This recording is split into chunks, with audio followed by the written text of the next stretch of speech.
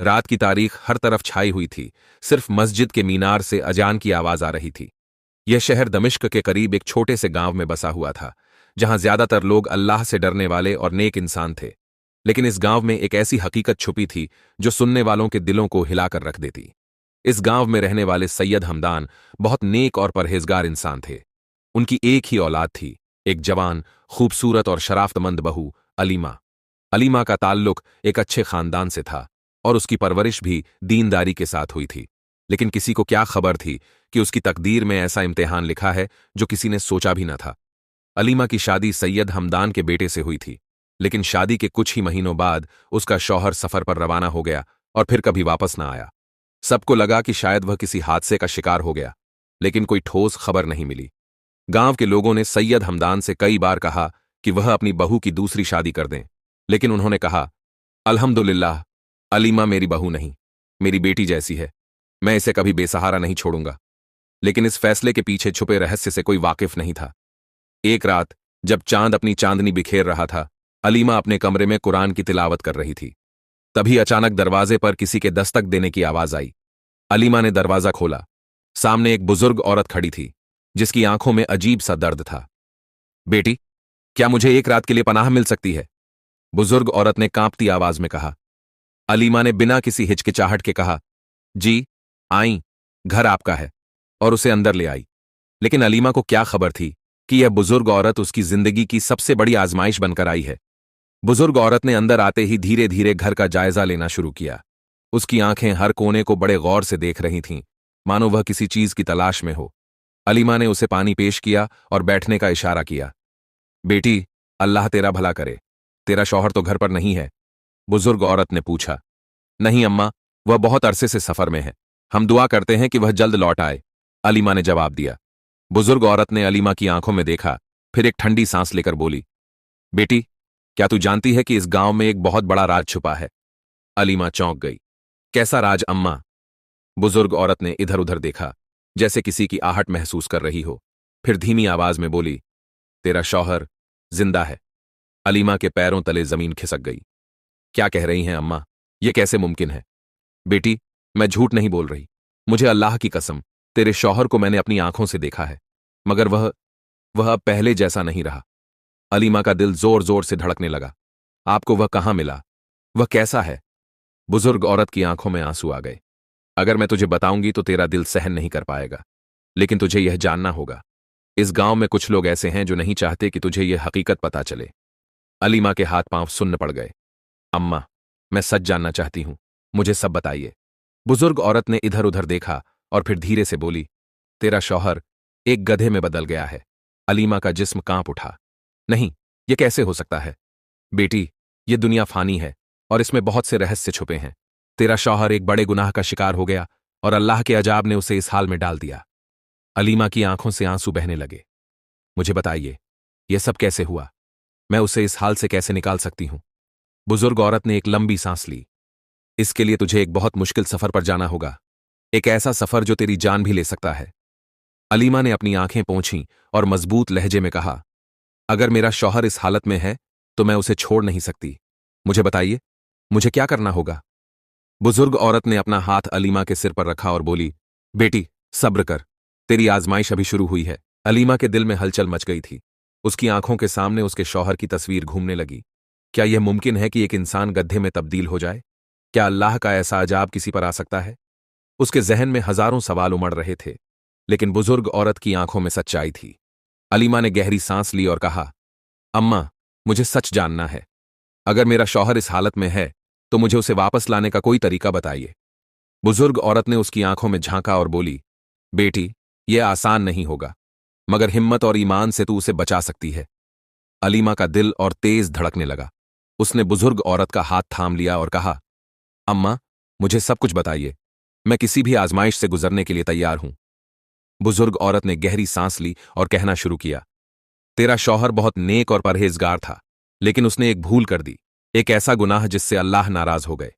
एक रात जब वह जंगल के रास्ते से गुजर रहा था, उसने एक रहस्यमयी औरत को देखा। वह औरत बहुत खूबसूरत थी, मगर उसकी आंखों में एक अजीब सा जादू था। तेरे शौहर ने उससे बचने की कोशिश की, मगर वह औरत एक जिन्न थी, जिसने उसे अपने जादू में फंसा लिया। उस जिन्न औरत ने तेरे शौहर पर एक ऐसा जादू किया जिससे वह धीरे धीरे एक गधे में बदल गया। पहले उसका बदन भारी होने लगा, फिर उसके हाथ पैर कमजोर पड़ने लगे, और फिर एक दिन जब वह जागा तो उसने देखा कि वह पूरी तरह से गधा बन चुका है। अलीमा के होंठ कांपने लगे। या अल्लाह, ये कैसे हो सकता है? कोई इंसान गधा कैसे बन सकता है? बुजुर्ग औरत ने गहरी सांस ली और कहा, बेटी, यह दुनिया सिर्फ वही नहीं है जो तू अपनी आंखों से देखती है। इसमें बहुत से राज छुपे हैं। कुछ लोग ऐसे होते हैं जो जिन्नात और शैतानों से मदद लेते हैं, और फिर उनका अंजाम बहुत खौफनाक होता है। अलीमा ने आंसू पोंछते हुए कहा, अम्मा, क्या मेरे शौहर को इस हाल से निकाला जा सकता है? बुजुर्ग औरत ने सिर हिलाया। हां, मगर इसके लिए तुझे बहुत कठिन सफर करना होगा। तुझे दमिश्क के दूर एक पहाड़ की गुफा में जाना होगा, जहां एक बूढ़ा फकीर रहता है। वही तुझे इस जादू का तोड़ बता सकता है। लेकिन बेटा, यह सफर आसान नहीं है। तुझे बहुत सी मुश्किलों का सामना करना पड़ेगा। अलीमा ने हिम्मत से कहा, मैं कुछ भी सह लूंगी, लेकिन अपने शौहर को इस हाल में नहीं छोड़ सकती। बुजुर्ग औरत ने उसके सिर पर हाथ रखा और कहा, अल्लाह तुझे कामयाबी दे, लेकिन याद रखना, रास्ते में तुझे बहुत से धोखेबाज मिलेंगे। कोई भी ऐसा शख्स जो तुझे तेरे शौहर को भूलने की सलाह दे, वह तेरा दुश्मन है। अलीमा ने बुजुर्ग औरत से विदा ली और दमिश्क की तरफ सफर के लिए तैयार हो गई। यह सफर आसान नहीं था, लेकिन उसके दिल में उम्मीद थी कि वह अपने शौहर को इस अजाब से आजाद करवा सकेगी। अगली सुबह अलीमा ने सफर का सामान तैयार किया। बुजुर्ग औरत ने उसे एक छोटी सी थैली दी, जिसमें कुछ खजूर, सूखी रोटी और एक तावीज था। बेटी, ये तावीज अपने गले में पहन लेना, ये तुझे बुरी ताकतों से बचाएगा, बुजुर्ग औरत ने कहा। अलीमा ने तावीज संभाल कर रखा और सफर पर निकल पड़ी। वह कई मील तक चलती रही, यहां तक कि सूरज आसमान के बीचों बीच आ गया और गर्मी बढ़ने लगी। रास्ते में उसे एक बूढ़ा फकीर मिला जो एक पेड़ के नीचे बैठा था। बेटी, तू कहां जा रही है? फकीर ने पूछा। बाबा, मैं दमिश्क के उस पहाड़ की गुफा की तलाश में हूं, जहां एक बूढ़ा फकीर रहता है। मुझे अपने शौहर को बचाने का रास्ता उससे पूछना है, अलीमा ने जवाब दिया। फकीर ने उसकी तरफ देखा और कहा, बेटी, तेरा इम्तिहान शुरू हो चुका है। आगे तुझे 3 मुश्किलों का सामना करना पड़ेगा। अगर तू इनसे बच गई तो ही तुझे वह बूढ़ा फकीर मिलेगा। अलीमा के माथे पर पसीना आ गया, मगर उसने हिम्मत नहीं हारी। बाबा, कौन सी मुश्किलें? फकीर ने अपनी सूखी उंगलियां उठाकर कहा। पहली, तुझे एक ऐसे दरिया को पार करना होगा जहां जिन्नात का कब्जा है। अगर तेरा ईमान कमजोर हुआ तो तू डूब जाएगी। दूसरी, तुझे एक ऐसी पहाड़ी चढ़नी होगी जहां शैतानी आवाजें तुझे तेरे शौहर को भूल जाने के लिए मजबूर करेंगी। अगर तू कमजोर हुई तो तेरी याददाश्त मिट जाएगी। और तीसरी, तुझे एक ऐसी गुफा में जाना होगा जहां अंधेरा ही अंधेरा होगा, और वहां तुझे अपनी आंखों से नहीं बल्कि दिल से रास्ता तलाश करना होगा। अलीमा ने अल्लाह का नाम लिया और कहा, बाबा, मैं तैयार हूं। फकीर ने सिर हिलाया और कहा, अल्लाह तेरा हाफिज। अलीमा ने अपने सफर को जारी रखा। थोड़ी ही देर में वह दरिया के किनारे पहुंच गई। पानी बिल्कुल काला था और उसमें से अजीब अजीब आवाजें आ रही थीं। अलीमा ने बिस्मिल्लाह पढ़कर दरिया में कदम रखा। तभी अचानक पानी से एक अजीबोगरीब जिन्न निकला, जिसकी आंखें सुर्ख लाल थीं। रुक जा, अगर एक कदम और आगे बढ़ाया तो तुझे मैं गड्ढे में बदल दूंगा, जिन्न ने डरावनी आवाज में कहा। अलीमा का दिल कांप गया, मगर उसने अपने अल्लाह पर भरोसा रखा। अल्लाह के हुक्म से तू मेरा कुछ नहीं बिगाड़ सकता। मैं यहां अपने शौहर को बचाने आई हूं और मुझे कोई नहीं रोक सकता। जिन्न जोर जोर से हंसने लगा, मगर जैसे ही अलीमा ने आयतुल कुर्सी पढ़ी, वह दर्द से चीखते हुए पानी में समा गया। अलीमा ने चैन की सांस ली और दरिया पार कर लिया। मगर सफर अभी खत्म नहीं हुआ था। अभी 2 और मुश्किलें बाकी थीं। अलीमा का दिल जोरों से धड़क रहा था। उसने पहली मुश्किल को पार कर लिया था, लेकिन अब उसके सामने दूसरी और भी खतरनाक आजमाइश थी। वह पहाड़ी जहां शैतानी आवाजें उसे उसके शौहर को भूलने के लिए मजबूर करेंगी। यह सफर आसान नहीं था, मगर उसकी मोहब्बत और ईमान उसे हर मुश्किल से लड़ने की ताकत दे रहे थे। अलीमा धीरे धीरे पहाड़ी की तरफ बढ़ी। सूरज अब ढलने लगा था और हल्का अंधेरा फैलने लगा था। जैसे ही उसने पहाड़ी पर पहला कदम रखा, उसे अजीब सी सरसराहट सुनाई देने लगी। लगता था जैसे कोई उसके कानों में फुसफुसा रहा हो। अलीमा, यह सब बेकार है। तेरा शौहर गधा बन चुका है। अब वो कभी इंसान नहीं बनेगा। लौट जा, अपनी जिंदगी नए सिरे से शुरू कर। अलीमा का दिल कांप उठा, मगर उसने आयतुल कुर्सी पढ़ी और आगे बढ़ी। फिर उसे एक और आवाज सुनाई दी। क्या तुझे नहीं लगता कि यह सब तेरी ही गलती है? अगर तू इतनी जिद्दी ना होती तो यह हाल ना होता। छोड़ दे उसे, अपनी जिंदगी जी ले। अलीमा के कदम एक पल को लड़खड़ा गए, लेकिन फिर उसने अल्लाह का नाम लिया और खुद को संभाल लिया। जैसे जैसे वह आगे बढ़ रही थी, आवाजें और तेज हो रही थीं। अब उसे अपने शौहर की आवाज सुनाई दी। अलीमा, मुझे छोड़ दे। मैं गधा बन चुका हूं। तेरा मेरा अब कोई रिश्ता नहीं। मैं अब कभी इंसान नहीं बन सकता। अलीमा की आंखों से आंसू बहने लगे। ये आवाज सुनकर उसका दिल टूट रहा था, मगर उसने अपनी मोहब्बत को कमजोर नहीं होने दिया। उसने जोर से कहा, नहीं, मैं तुमसे मोहब्बत करती हूं, और जब तक मेरी जान है मैं तुम्हें बचाने के लिए कुछ भी करूंगी।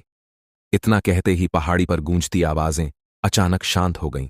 हवा थम गई और अलीमा ने राहत की सांस ली। उसने दूसरी मुश्किल भी पार कर ली थी। अब उसके सामने आखिरी इम्तिहान था, वह गुफा जहां हर तरफ अंधेरा ही अंधेरा था। फकीर ने कहा था कि यहां उसे अपनी आंखों से नहीं बल्कि अपने दिल से रास्ता तलाश करना होगा। अलीमा धीरे धीरे गुफा में दाखिल हुई। अंदर घना अंधेरा था, इतनी स्याही कि उसे अपना हाथ भी नजर नहीं आ रहा था। उसने बिस्मिल्लाह पढ़ी और अपने दिल की सुनने लगी। हर कदम सोच समझकर रख रही थी, मगर जैसे ही वह आगे बढ़ी उसे ऐसा लगा जैसे कोई उसका पीछा कर रहा हो। कौन है? उसने कांपती आवाज में पूछा। कोई जवाब नहीं आया, मगर हवा में एक ठंडी सरसराहट महसूस हुई। अचानक उसे महसूस हुआ कि गुफा की जमीन हिल रही है, जैसे कोई भूचाल आ रहा हो। उसे लगा कि अब वह गिर जाएगी, मगर तभी उसके दिल में एक आवाज आई, डरो मत, अल्लाह तेरे साथ है। अलीमा ने अपनी आंखें बंद कर लीं और पूरी ताकत से आयतुल कुर्सी और सूरह फातिहा पढ़ने लगी। जैसे ही उसने पढ़ाई खत्म की, गुफा का अंधेरा धीरे धीरे कम होने लगा। अब वह देख सकती थी कि उसके सामने एक पुरानी लकड़ी का दरवाजा था। वह दरवाजा धीरे धीरे खुला और अंदर एक बूढ़ा फकीर बैठा था। फकीर ने अलीमा को देखा और मुस्कुराया। बेटी, तुझे यहां तक पहुंचने में बहुत तकलीफें उठानी पड़ी, मगर तूने अपने इम्तिहान पास कर लिए। अब मैं तुझे तेरे शौहर को बचाने का रास्ता बताऊंगा। अलीमा घुटनों के बल बैठ गई। बाबा, मुझे कुछ भी करना पड़े, मैं तैयार हूं। बस मेरे शौहर को इस अजाब से बचा लीजिए। फकीर ने एक गहरी सांस ली और कहा, तेरे शौहर पर बहुत कड़ा जादू किया गया है। यह कोई मामूली जादू नहीं है, बल्कि बहुत पुराने दौर का काला जादू है। इसे तोड़ने के लिए तुझे 3 चीजों की जरूरत होगी। सबसे पहले तुझे झमझम का पाक पानी चाहिए।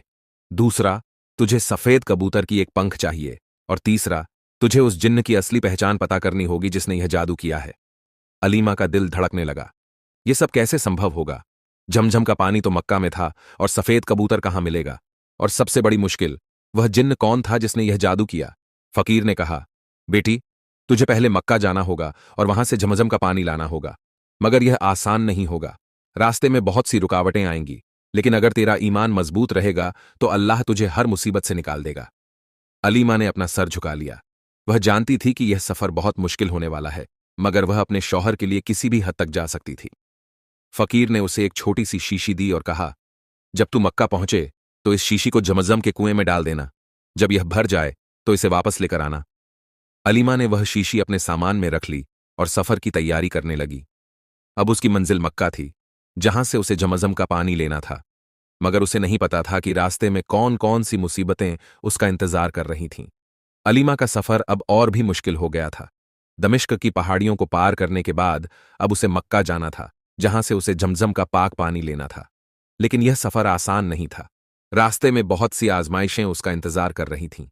अलीमा ने अपने सामान को संभाला और सफर के लिए निकल पड़ी। उसे कई दिन तक रेगिस्तान से गुजरना था। सूरज की तपिश तेज थी और रास्ता बेहद कठिन। रास्ते में उसे कोई नजर नहीं आ रहा था, सिर्फ दूर दूर तक फैली रेत ही रेत थी। कई दिन बीत गए, पानी खत्म होने को था। अलीमा ने अपने दिल को मजबूत किया और अल्लाह का नाम लेते हुए आगे बढ़ती रही। तभी उसे एक ऊंट सवार दिखाई दिया। वह एक बुजुर्ग अरबी था, जिसकी आंखों में गहराई थी। बेटी, तू इस तपती रेत में अकेली कहां जा रही है? बुजुर्ग ने पूछा। अलीमा ने सिर झुका लिया और कहा, मुझे मक्का जाना है, जमजम का पानी लेने के लिए। बुजुर्ग ने कुछ सोचा और कहा, बेटी, यह सफर आसान नहीं है। यहां कई जिन्नात और शैतानी ताकतें घूम रही हैं।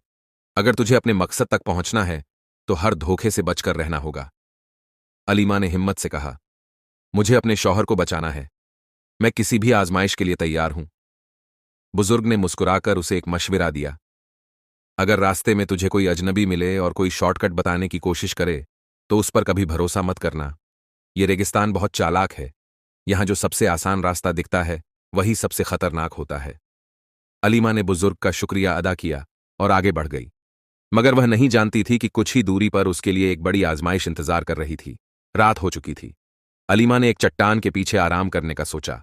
वह जैसे ही बैठी, उसे पास ही किसी के कदमों की आहट सुनाई दी। अलीमा, एक नरम मगर अजीब आवाज आई। अलीमा चौकन्नी हो गई। उसने इधर उधर देखा तो एक लंबा आदमी नजर आया। उसकी आंखें चमक रही थीं और वह अजीब सी मुस्कान के साथ खड़ा था। तू इतनी मुश्किलों से क्यों गुजर रही है? अगर तुझे मक्का जाना है तो मैं तुझे एक आसान रास्ता दिखा सकता हूं, वह आदमी बोला। अलीमा को फकीर बाबा की बात याद आई। कोई भी आसान रास्ता असल में धोखा हो सकता है। उसने तुरंत आयतुल कुर्सी पढ़नी शुरू कर दी। जैसे ही उसने कुरान की आयतें पढ़नी शुरू की, वह आदमी तड़पने लगा। देखते ही देखते उसका रंग बदलने लगा और वह एक खतरनाक जिन्न में तब्दील हो गया। तू बच नहीं पाएगी अलीमा, यह जादू तेरे बस की बात नहीं। तेरे शौहर को कोई नहीं बचा सकता। जिन्न चीखते हुए हवा में गायब हो गया। अलीमा की रूह कांप गई, मगर उसने अल्लाह का शुक्र अदा किया कि वह इस धोखे से बच गई। अब उसे पूरा यकीन था कि उसका सफर और भी खतरनाक होने वाला था। कई दिनों की मुश्किलात झेलने के बाद आखिरकार अलीमा मक्का पहुंची। उसने काबा शरीफ को देखा और उसकी आंखों से आंसू छलक पड़े। उसने अल्लाह के दर पर सजदा किया और अपने शौहर के लिए दुआ मांगी। फिर उसने फकीर बाबा की दी हुई शीशी को निकाला और झमझम के कुएं में डाल दिया। अल्लाह के करम से शीशी खुद ब खुद भर गई। अलीमा ने उसे संभाल कर अपने सामान में रख लिया।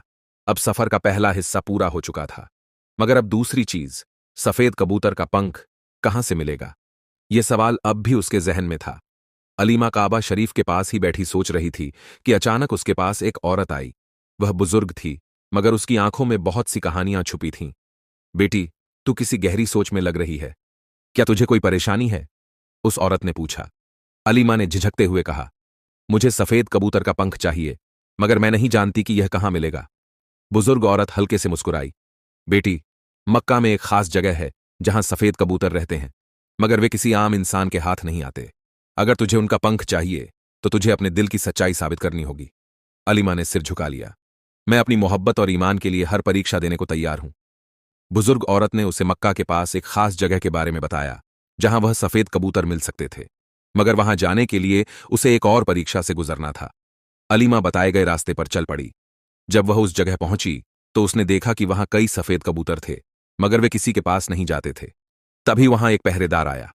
उसने अलीमा को देखा और कहा, अगर तुझे सफेद कबूतर का पंख चाहिए तो तुझे अल्लाह पर पूरा भरोसा दिखाना होगा। तेरे पास सिर्फ एक मौका है। अगर तू दिल से दुआ करेगी और कोई कबूतर तेरे हाथ पर बैठ गया तो तुझे उसका पंख मिलेगा, मगर अगर वह तुझसे दूर उड़ गए तो तुझे खाली हाथ लौटना होगा। अलीमा का दिल तेजी से धड़कने लगा। उसने अल्लाह का नाम लिया और अपनी हथेली खोल दी। उसकी आंखों से आंसू बहने लगे। उसने सच्चे दिल से दुआ मांगी, ऐ अल्लाह, अगर मेरी मोहब्बत सच्ची है, अगर मेरा इरादा पाक है, तो मुझे इस परीक्षा में कामयाबी दे। कुछ देर तक कुछ नहीं हुआ। कबूतर उड़ रहे थे, मगर कोई भी उसके हाथ पर नहीं बैठा। अलीमा की आंखों में आंसू आ गए। क्या वह नाकाम हो जाएगी? फिर अचानक एक सफेद कबूतर धीरे धीरे उसकी हथेली पर आकर बैठ गया। उसकी नन्ही सी चोंच से एक सफेद पंख गिरा जो अलीमा की हथेली पर आ गया। अलीमा की आंखें खुशी से चमक उठीं। उसने अल्लाह का शुक्र अदा किया और पंख को संभाल लिया। अब उसकी दूसरी परीक्षा भी पूरी हो चुकी थी, मगर अब आखिरी और सबसे मुश्किल काम बाकी था, उस जिन्न की पहचान जो उसके शौहर की तबाही का कारण बना था। अलीमा के पास अब सफेद कबूतर का पंख और झमझम का पाक पानी था, मगर सबसे मुश्किल काम अब भी बाकी था, उस जिन्न की पहचान जो उसके शौहर की तबाही का कारण बना था। उसे अब दमिश्क लौटकर उस जिन्न को बेनकाब करना था, लेकिन रास्ता अभी भी खतरों से भरा था। मक्का से दमिश्क तक का रास्ता आसान नहीं था। अलीमा ने अपने सामान को संभाला और अल्लाह का नाम लेकर वापस निकल पड़ी। जैसे ही वह रेगिस्तान में दाखिल हुई, उसे महसूस हुआ कि कोई उसकी निगरानी कर रहा है। हवा में सरसराहट थी और रेत के टीलों पर कुछ परछाइयां हरकत कर रही थीं। अचानक एक घना धूल का बवंडर उठा और उसमें से एक अजीब सी शक्ल नजर आई। उसकी आंखें अंगारे की तरह लाल थीं और उसका जिस्म धुएं से बना हुआ लग रहा था। तूने मेरी साजिशें नाकाम कर दीं अलीमा, मगर मैं तुझे इतनी आसानी से जीतने नहीं दूंगा, वह जिन्न गरजा। अलीमा ने बेखौफ होकर कहा, अगर तू अल्लाह की ताकत को नहीं मानता तो आज देख ले कि उसका करम कैसे अपने बंदों की हिफाजत करता है। उसने फौरन झमझम की शीशी निकाली और उसमें से कुछ बूंदें हवा में छिड़क दीं। जिन्न अचानक पीछे हटने लगा। उसकी चीखें आसमान में गूंजने लगीं।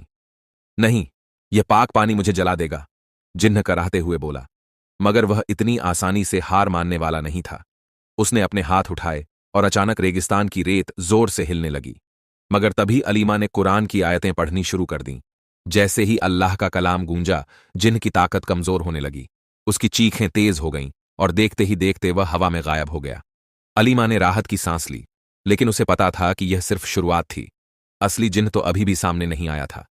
कई हफ्तों बाद अलीमा आखिरकार दमिश्क पहुंच गई। शहर में कदम रखते ही उसे अजीब सा सन्नाटा महसूस हुआ। कुछ लोग उसे अजीब नजरों से देख रहे थे और कईयों के चेहरों पर खौफ था।